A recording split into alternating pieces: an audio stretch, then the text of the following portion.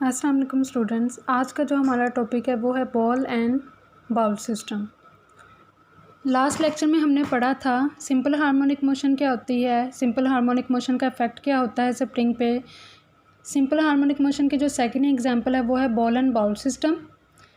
जैसे स्प्रिंग में था वैसे ही इसमें फंक्शन परफॉर्म होता है, वैसे ही इसमें कुछ फैक्टर्स इफ़ेक्ट करते हैं। बॉल एंड बाउल सिस्टम में क्या होता है, ये भी वाइब्रेटरी मोशन ऑसिलेटरी मोशन को ही फॉलो करती है। हमारे पास यहाँ पे डायग्राम में आप देख सकते हैं कि ये बाउल है। बाउल में हमने एक बॉल रखा है। बाउल सेंटर पोजीशन पे है which is it's main position. यहाँ पे हम इसको मेन पोजीशन कहेंगे। इस पोजीशन को हमने नाम दे दिया है ओ। अब यहाँ पे ऑब्जेक्ट है, ये बॉल है, तो बॉल यहाँ पे ओ पोजीशन पे है। इट मीन्स कि इस बॉल का जो वेट है वो कहाँ एक्ट कर रहा है, डाउनवर्ड। अब ये जो बॉल है इसकी हमने पोजीशन चेंज करनी है, इसको हमने मोशन में लाना है। बॉल को जब हम लाएंगे ए पोजीशन पे तो ये अपनी पोजीशन चेंज करेगी, ये मीन पोजीशन से एक्सट्रीम पोजीशन पे आ जाएगी। ये इसकी फ़र्स्ट एक्सट्रीम पोजीशन है जहाँ पे हम ऑब्जेक्ट को ला रहे हैं। That position is called a.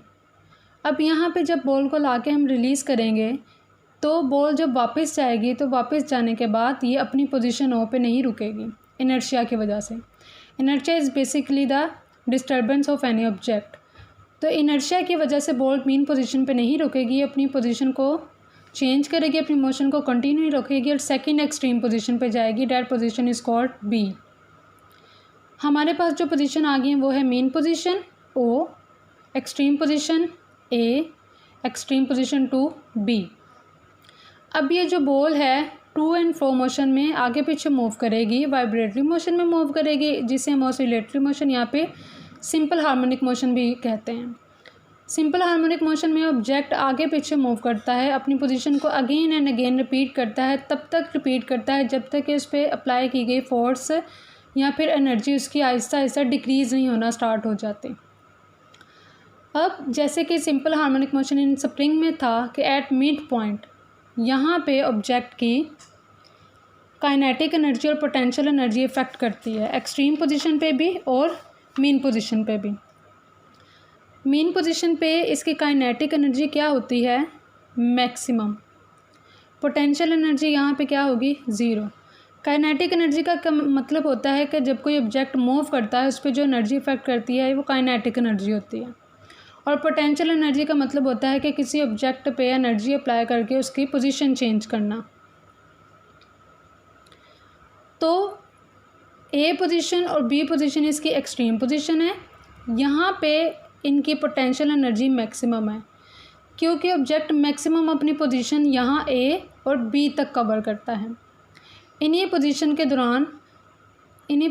दरमियान जो है वो ऑब्जेक्ट मूव करेगा।